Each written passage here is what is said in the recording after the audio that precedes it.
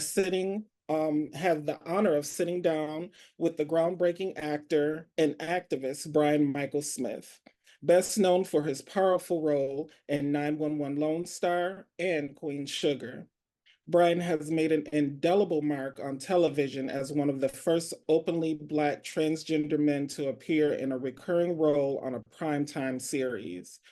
His trailblazing presence, both on and off the screen, has empowered countless individuals, while his advocacy for trans visibility and inclusion continues to inspire. In this exclusive interview, we'll dive into Brian's journey, the challenges he's overcome, and his vision for more inclusive future in Hollywood and beyond. Let's welcome the remarkable Brian Michael Smith. Thank you. Thank you for that warm welcome. I appreciate it. You're welcome. So let's just jump right in, and I'm going to ask, what initially drew you to acting, and was there a specific moment when you knew that this was going to be a career for you?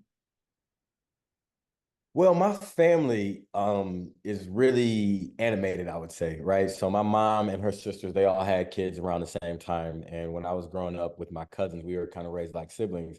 And so they were, in their 20s.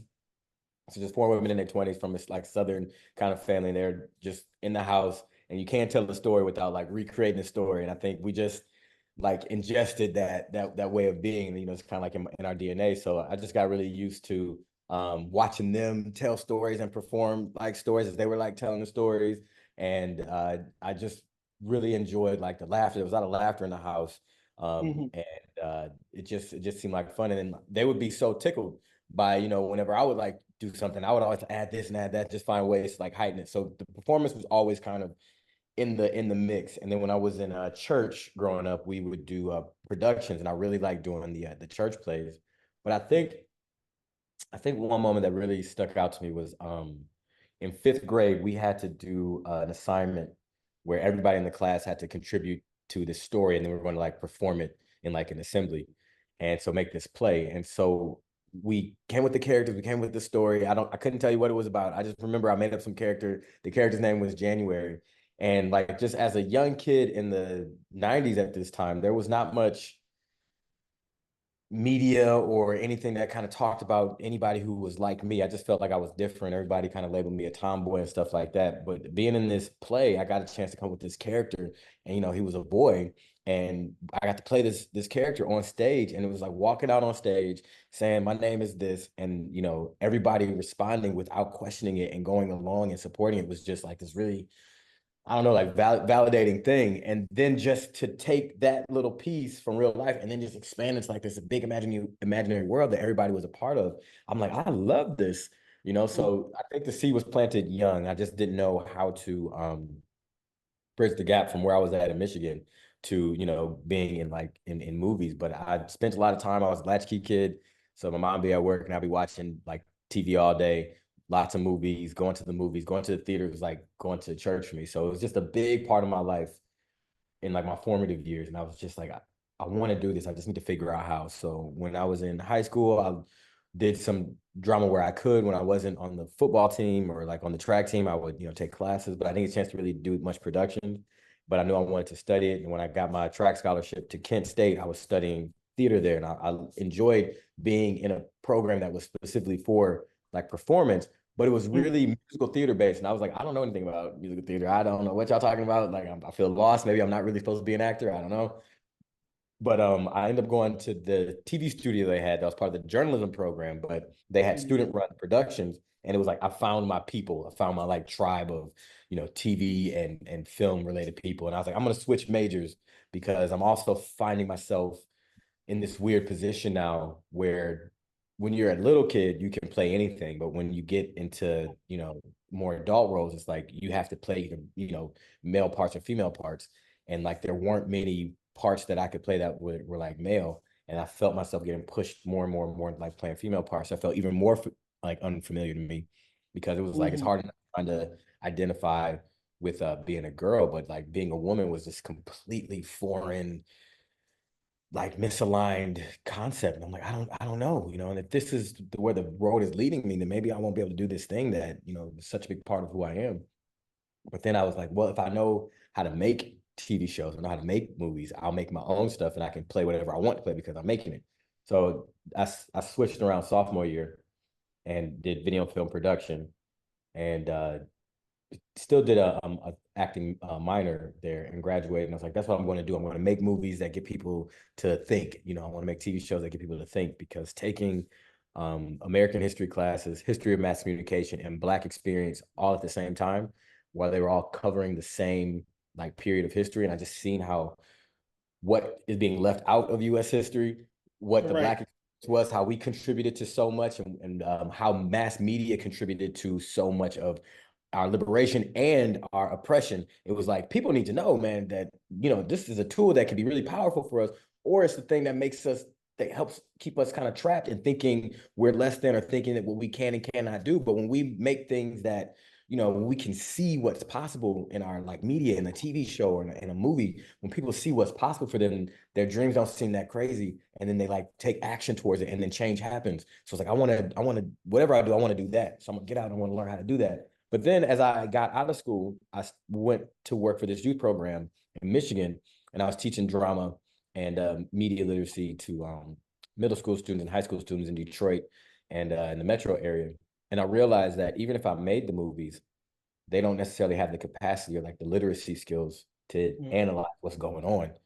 So I was Mm-hmm. like, oh, okay. So I really spent a lot of time in like media education. And some of that was because like I was passionate about it, but some of it was also because even though I learned a little bit about the history of acting and, you know, performance, I didn't know how to act, and I didn't know anything about the business after I left college. So I was kind of like bridging the gap in some way, but also kind of like doing something that was safe, you know. So I did Now, that had you had already transitioned then, or were you in going? college. I did. So when I was 20, I had that like kind of moment where I was like, I don't see a future for myself, you know. I'm like Mhm. 19, I'm sophomore. I'm I don't know what what future is gonna be for me if like I have to become a woman. Like I don't know. Like, it's, the reality of that just set in for me at that age. You know, you go through your teenage years, and I think I still had like some magical thinking, like, you know, I don't know, someday I'll figure this out. Someday I'll figure this out. And then it's like, someday is kind of right now, man. Like, you know, it's a fork in the road happening. But I didn't know anything about anything, you know, like there was not that much accessible language as it is now. Like the web, you know, there was no Google even at the time when I was at this age. You know, we still had to use like Alta Vista and Ask Jeeves. So it's like just getting exposed to information about anybody like me was really difficult. I didn't have any language, and there was a lot of assumptions like, oh, you're just, you know, you're just gay. I was like, but I'm not. Like, I've met some gay people. They're really happy with their identity and their body. Like, they just like the other, you know, opposites or the same sex. Like, so it's Mhm. not. I feel different, and I'm not finding anything about it. So I actually kind of had that moment where I was like, what is going on with me? I need to figure this out. And I can only really trust myself to really look into this, because everybody else has some kind of investment in who they want me to be. And what do I want? You know, and what, not even what do I want, but like just that, like, you know, they said that you'll come to Jesus moment. It was very much that. It was Right. like me and God. Like, I'm like, what is going on? You know, I don't know. You know, like, help. You know, there has to be some way, because I can't see a way. Like, I'm so miserable hiding out in my own life. Like, I feel like there's so much around me that I want to fully participate in, but I can't wait to get away from everyone so I can just be myself. And like, it shouldn't be like this. And I was like, what? There has to be a way. And it was just kind of like this moment of really genuinely asking in like deep prayer, and like meeting the answer, which was like, there is. And I was like, what? You, what?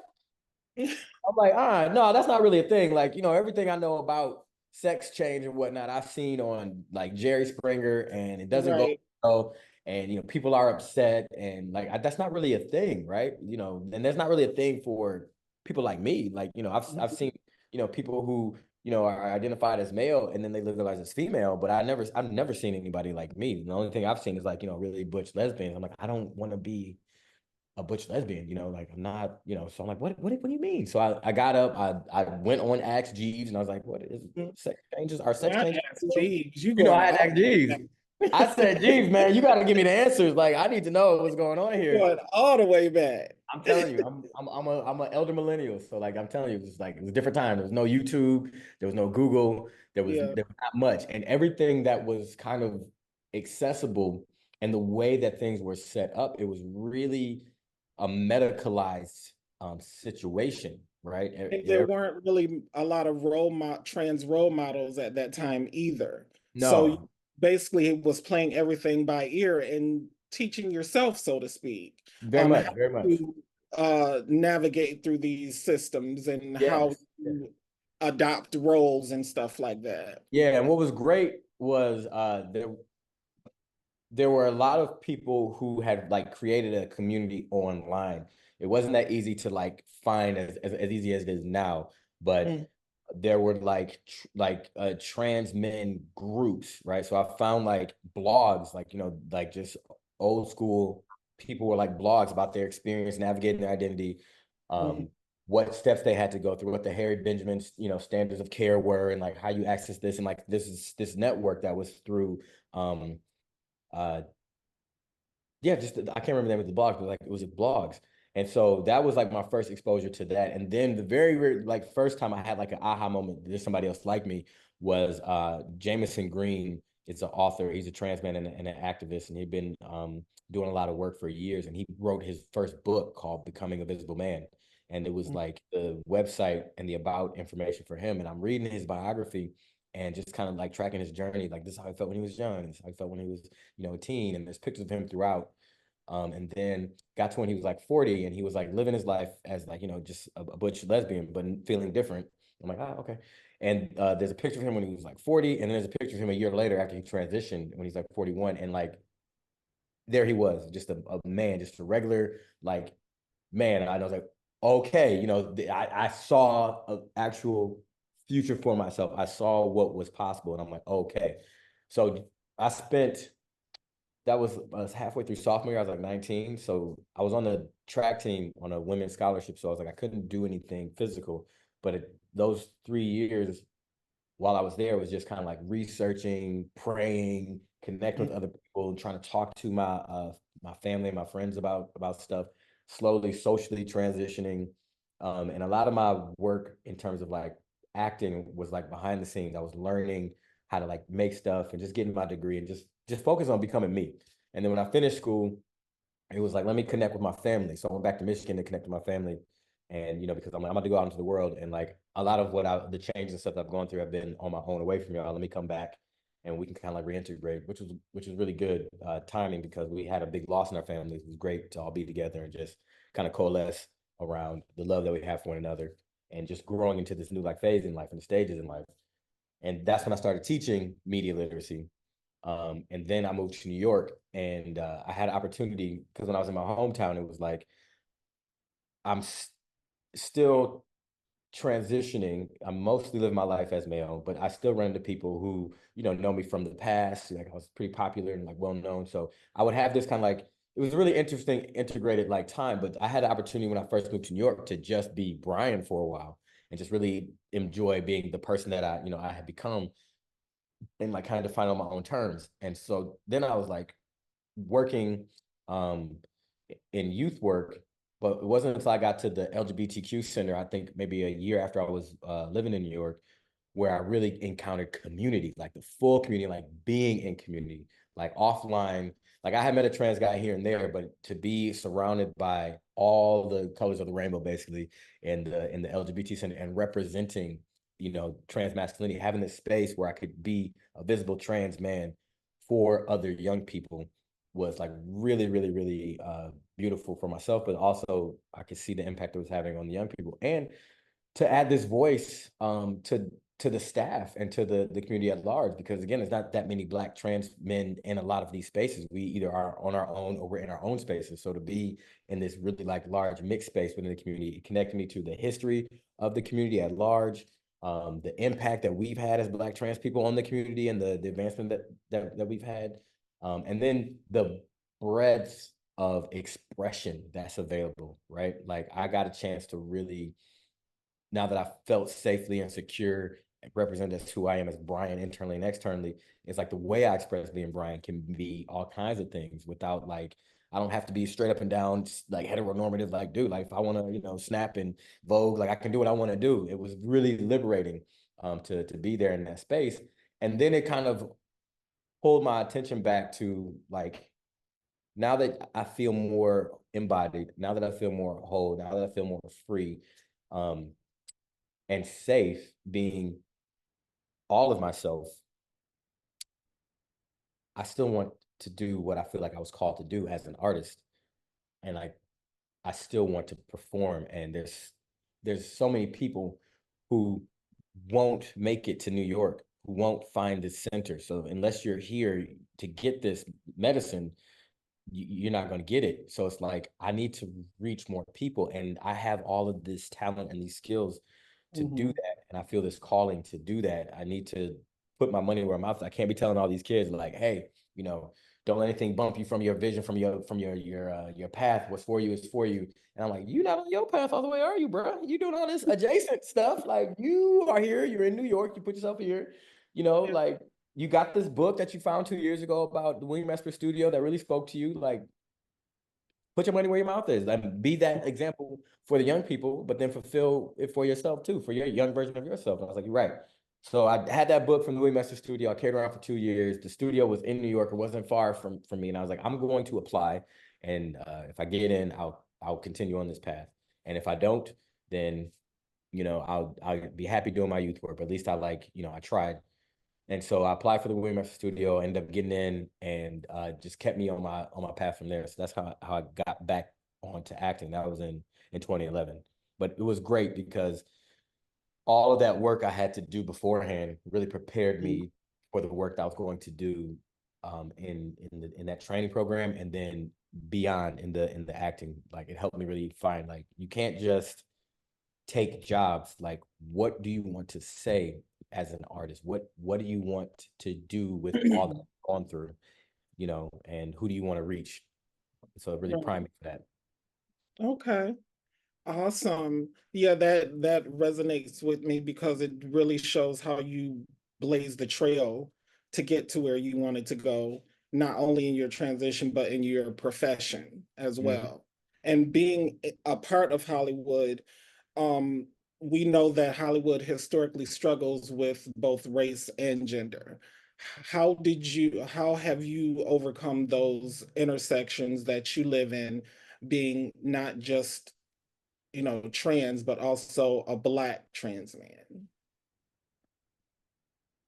I think being intentional, and being the best performer that I could be before I really introduced myself to the world. Like if I would have come straight out of college, I would have like, I'll take anything, I'll do anything, and any role that like came my way because I wasn't prepared to think about like the larger impact of that.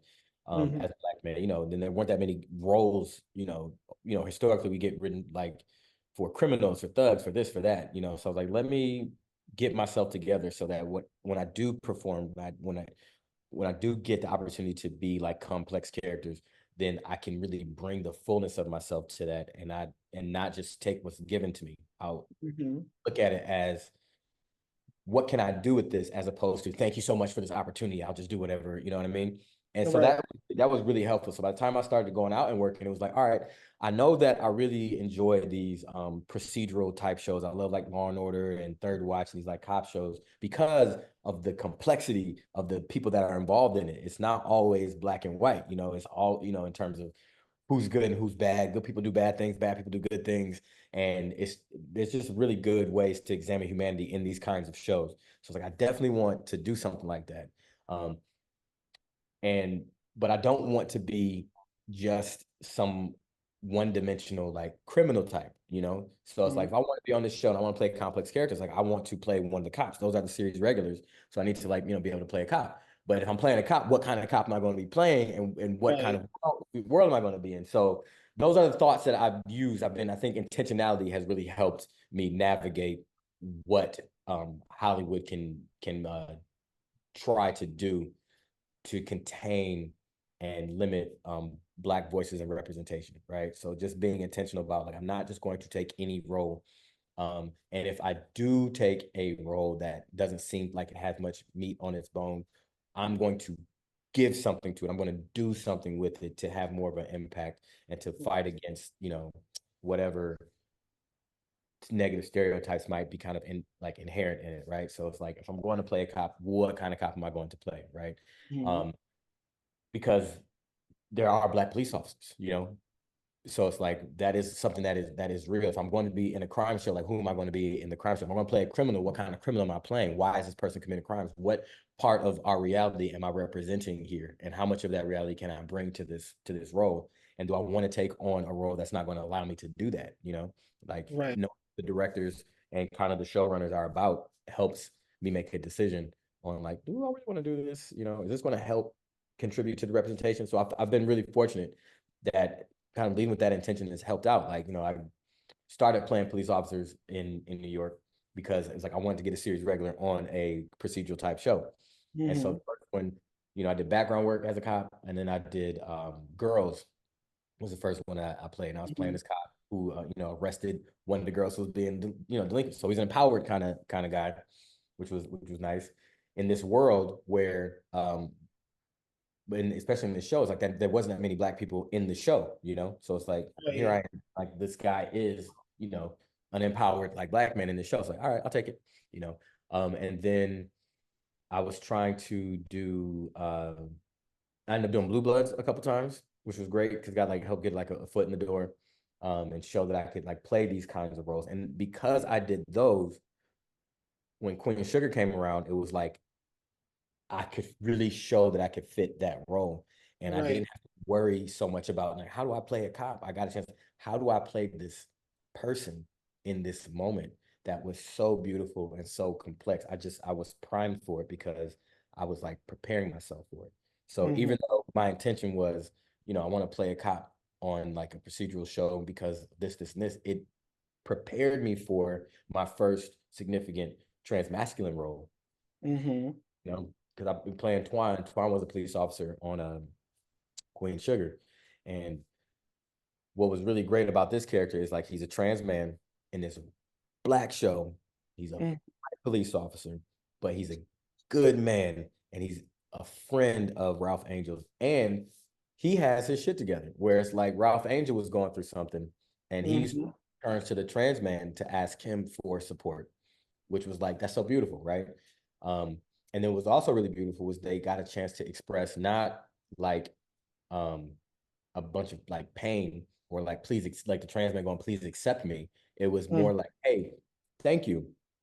Thank you for what you did for me way back in the day, because your support for me helped me stand on my feet and got me to where I am today. So thank you. And let me give back to you. Here's some advice for you.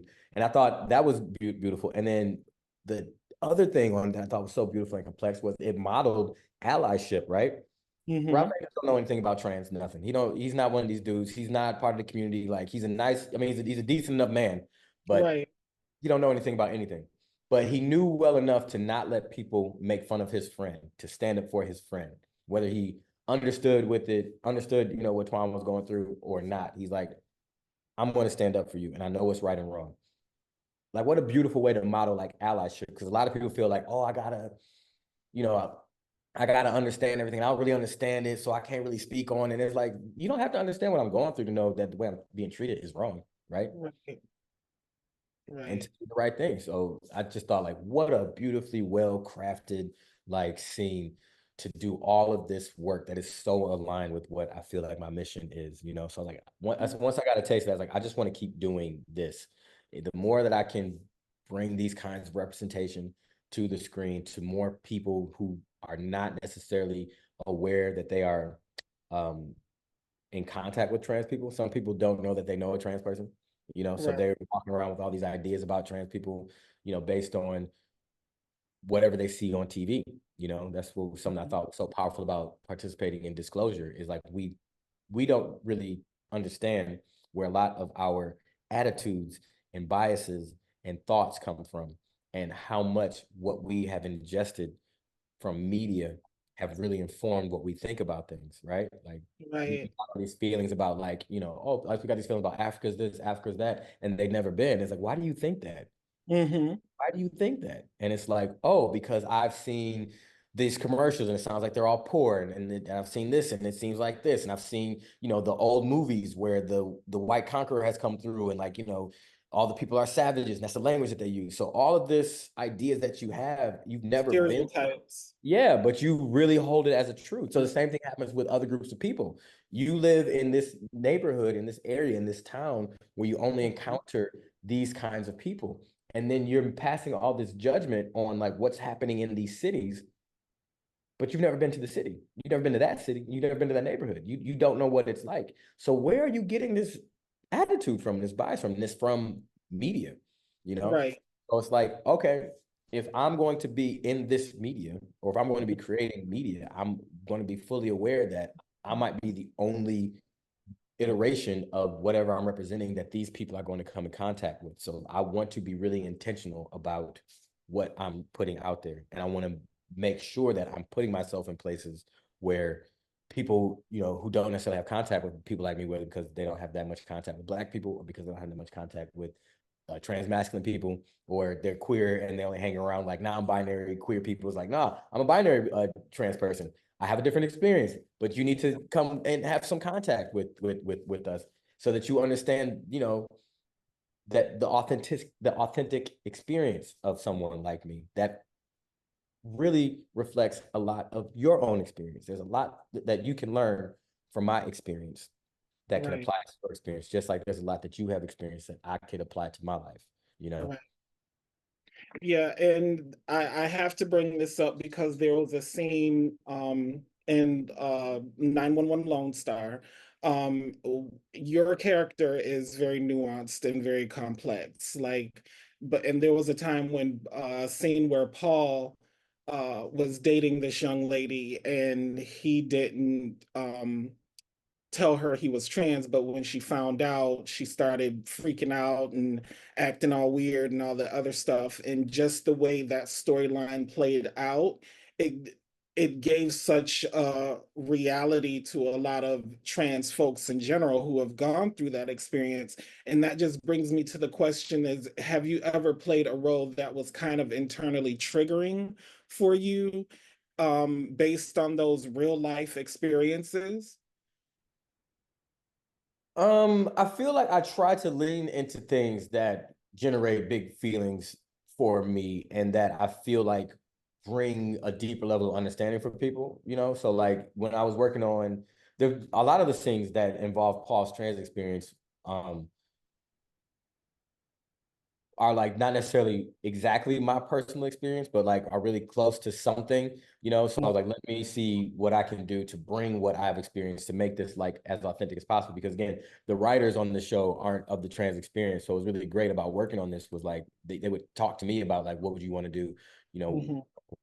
we're thinking about doing this. What do you think about that? So it was like, it was great. So the very first scene that I did, um, that I was like, I need to really be mindful about this is like Paul's experience is that when he transitioned on the job in Chicago, it did not go well. He had a really hard time. So people were like, probably talking, down to him.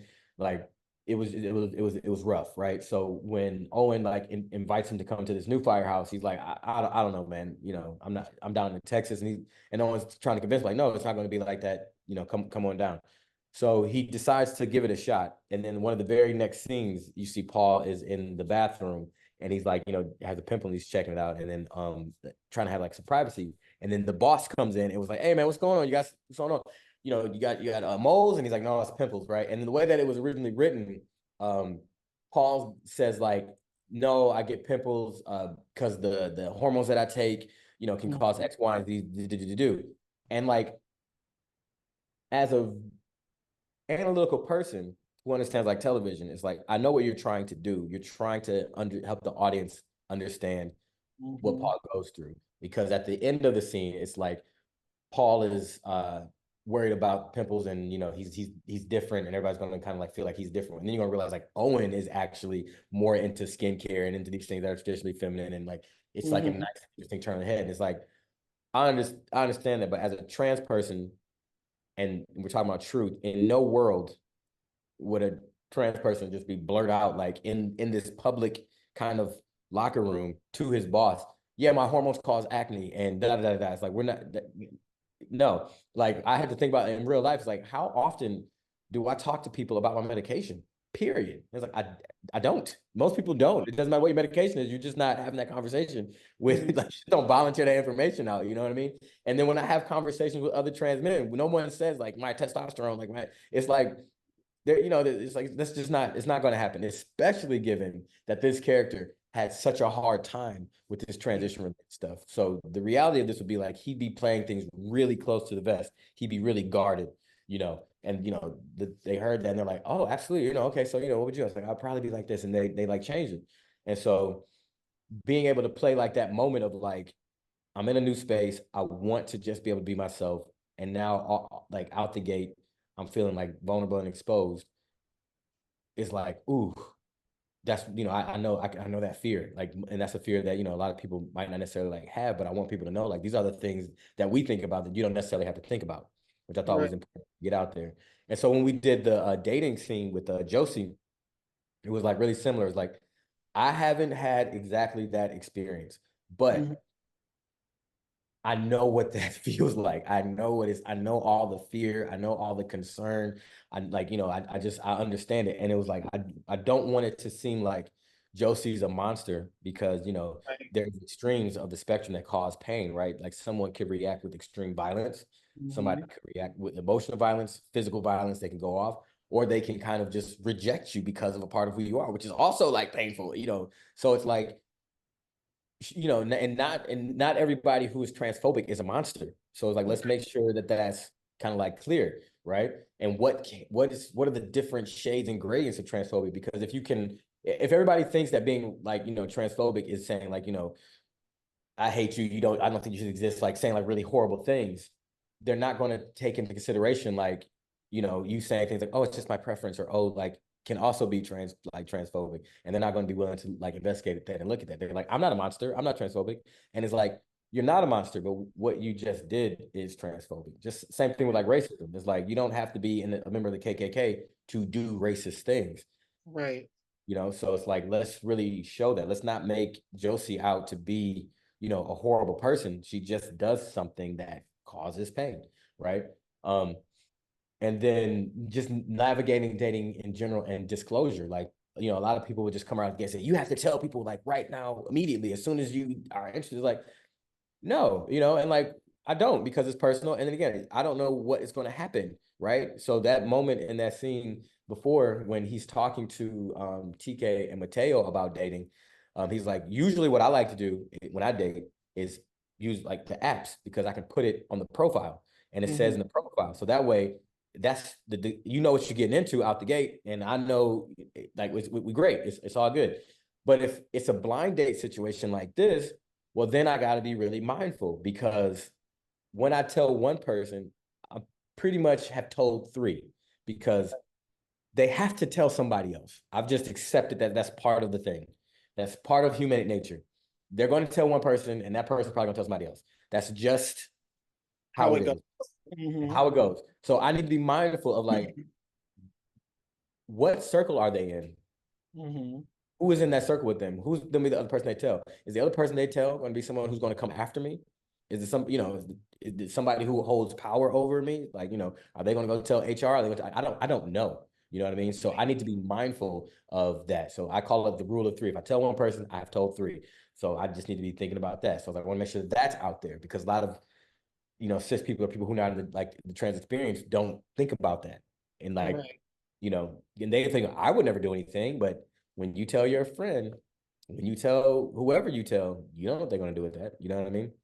And now Right. more people who I don't even know something personal about me. Mm-hmm. And it's like that's the thing that people don't think about.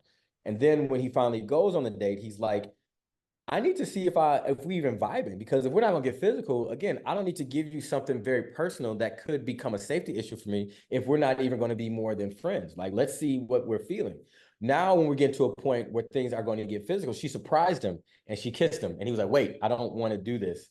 without having a conversation first, right? And And in the way that it was written, I was like, let's be really careful because I mhm, don't want it to ever seem like Paul is like keeping a secret or anything like that. He's just doing what anybody would do on a date, where you go meet somebody and things just flow and like right. flowing and flowing and flowing. And then when it gets to a point where you need to know about my body, which is when things are going to get physical, that's when he wants to have the conversation, right?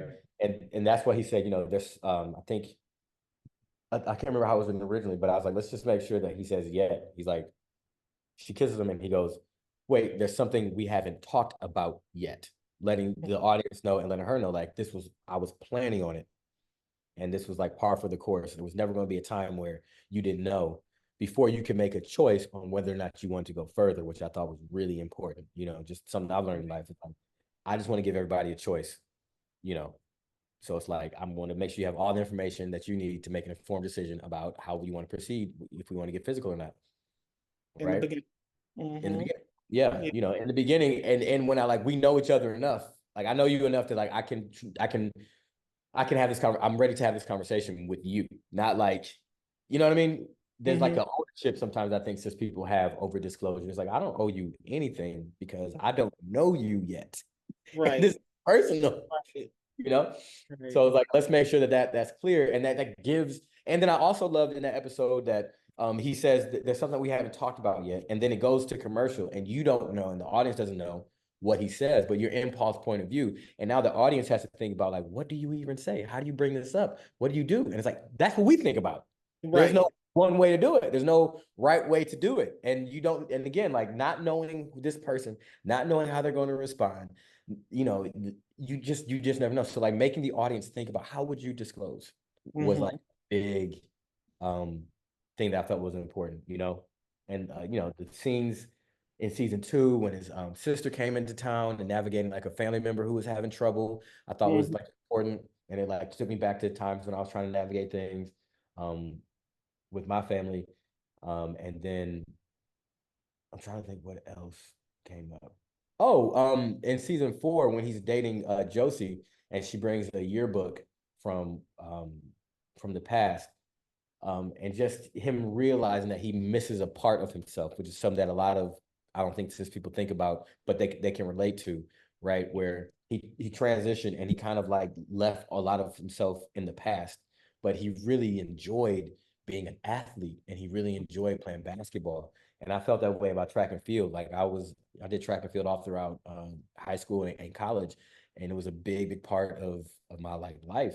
But because it was so gendered and it was so tied to this like part time, like I had to choose: am I going to continue to train and try to go to these Olympics, or am I going to stop so that I can live my life? And I like there was no at that time there was no way to do both, and like I had to give Hmm. a part of myself, and then the pain and like separating myself from like athletics, was Right. like difficult. So like that was something that was like, oh, that's really personal, and something that's like really, I was really happy to be able to explore artistically and to share with people.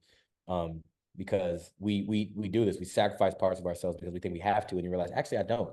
I can do it in a different way. Maybe I don't, I'm not playing like semi-pro football, but I can go play, flag football with my friends or something like that. Yeah. You know. Now, I also know that you're big and vocal when it comes to advocacy work. I'm an Mhm. advocate. My brothers are advocates. My brother, who I would be remiss if I didn't let you know that my brother loves you, like you are inspiration to him. Britton Hargers, he has his own nonprofit, Next Generation Men of Transition. He started his organization because he didn't see any other trans men in the community like him, so he built his own organization to bring together trans men in our community. So that's something that's near and dear to my heart, to see people advocate for themselves and who they are. Now, how do you think, in your opinion, the entertainment industry can improve on terms of trans representation, specifically trans male representation?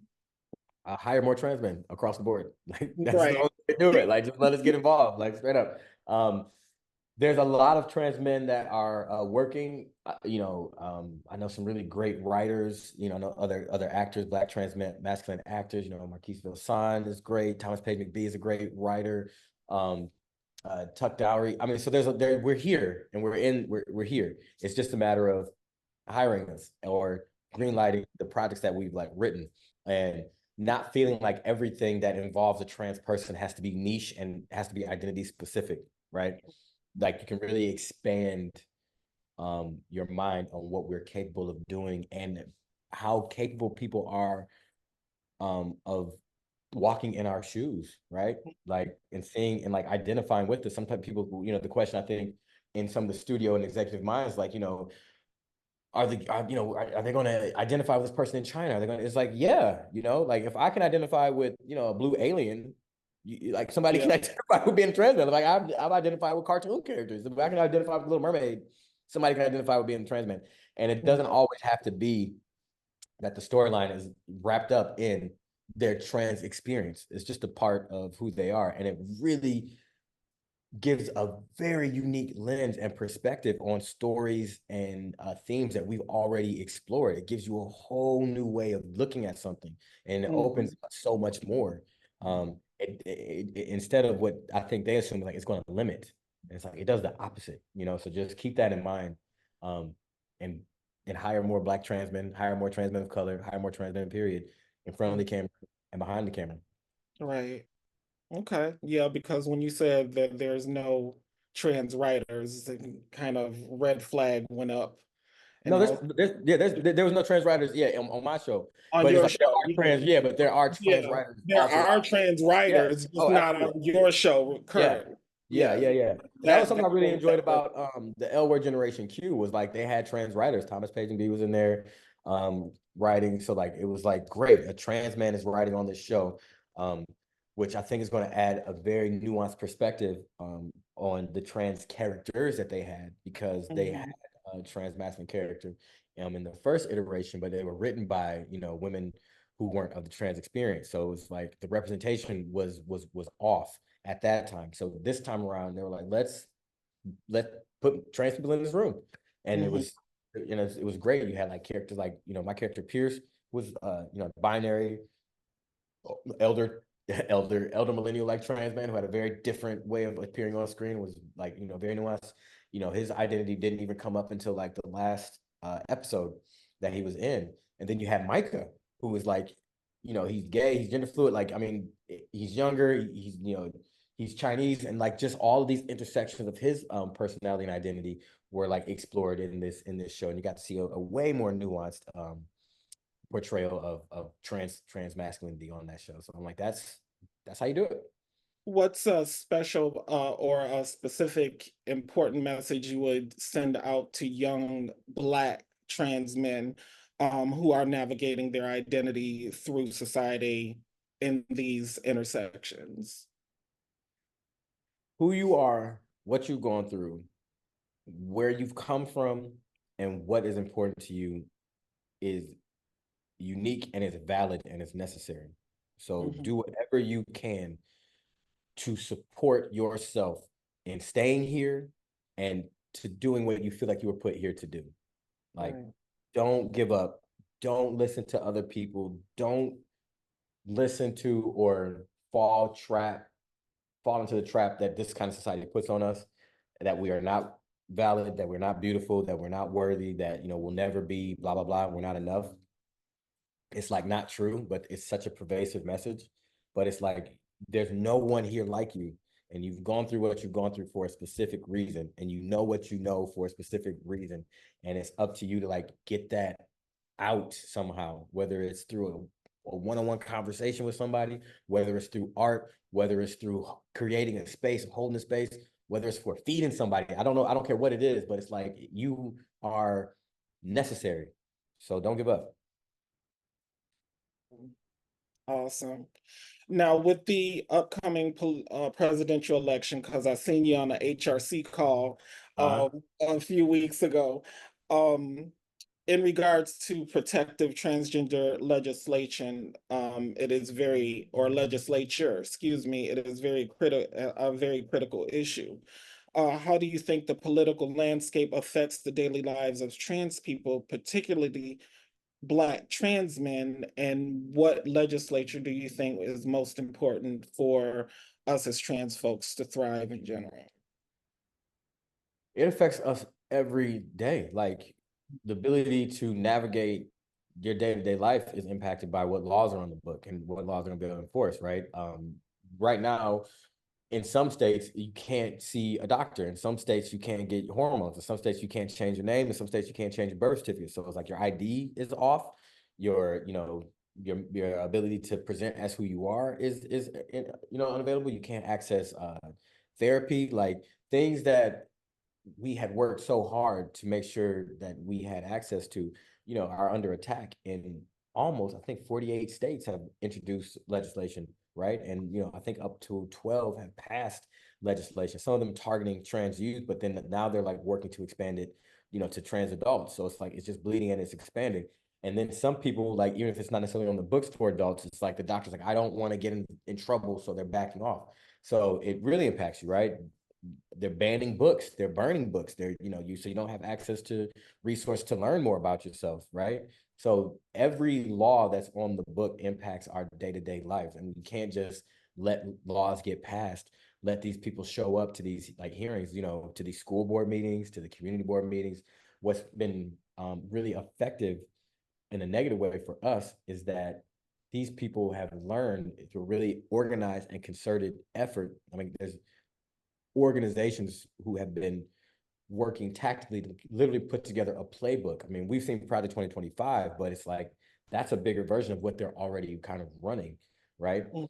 Um, and how to get on a school board, how to get into local government, how to get get elected into state office and things like that. So they're figuring this out, and then they're doing it, and then they're doing these things that go against our community.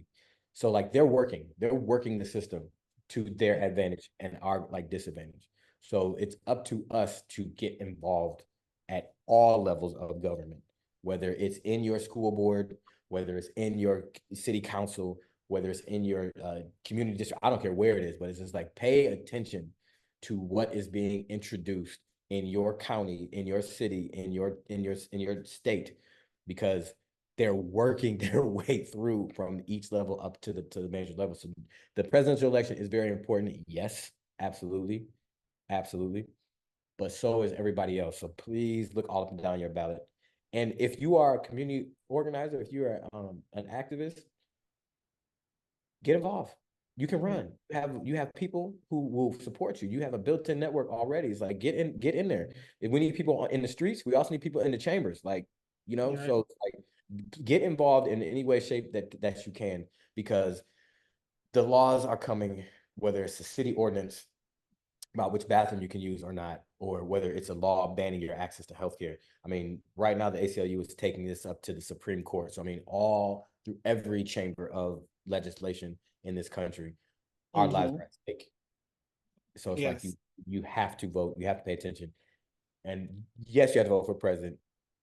And I will say, I do not agree with everything that the Biden Harris administration has done. I really want her to take a step towards not just a ceasefire in Palestine, but like cutting ties with Israel, and um, how they're carrying out this, what they like to call defense. It's like Mm-hmm. she has to do something different there because it's inhumane what's happening.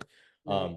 But she is the most pro equality. Like they are the most pro equality administration. So in terms of our my black trans experience in America, what she's done in the past and what I feel like she'll do in the future is going to be way better than what will happen if anybody else gets into office right now. But then when she gets in office, I would like to, use my voice in making sure that all of us, because they're LGBTQ Palestinians, they're LGBTQ, Israeli people, that all of us are taken care of and we're protected, domestically and abroad. Now, looking ahead, what kind of legacy do you hope to leave behind in both Hollywood and the fight for trans rights? What kind of legacy do I want to leave behind? Um,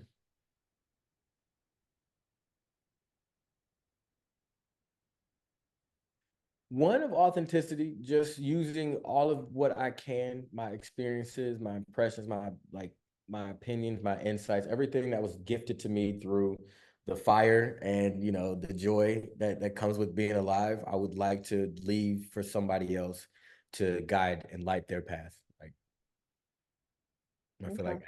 as an artist professionally, and then like in terms of advocacy for the community, like that's exactly it. It's like I'm just trying to blaze this trail so that people can make their way direction that they're going. And Brian, the last question. How does Brian show up for Brian? I be taking naps. I be getting massages. I be cuddling my dog. Like, I find things I like to do and I do them. Yeah. So self-care is always the best care. Mm-hmm. Yes. All right, Brian. Well, thank you so much for sitting down with us this afternoon, well, morning where you are. Mm-hmm. And thank you, Blackout readers and listeners. This is Giovanna Davis, Blackout Magazine, and saying, see you soon. All right, thank you.